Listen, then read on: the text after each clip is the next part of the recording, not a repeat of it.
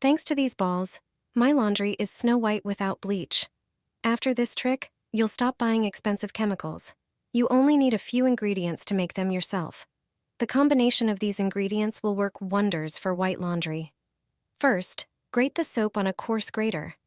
It is the cheapest disinfectant. It effectively removes hard-to-clean stains.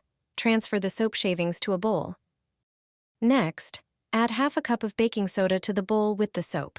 It is one of the most popular cleaning and laundry agents. It effectively removes stains and discolorations.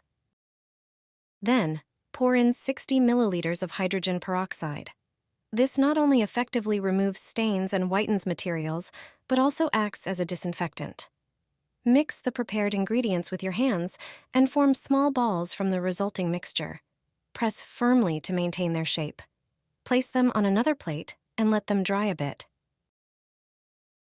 Throw them into the drum every time you wash towels, bedding, or white clothes. After washing, you will notice the difference. Everything will be much whiter than usual.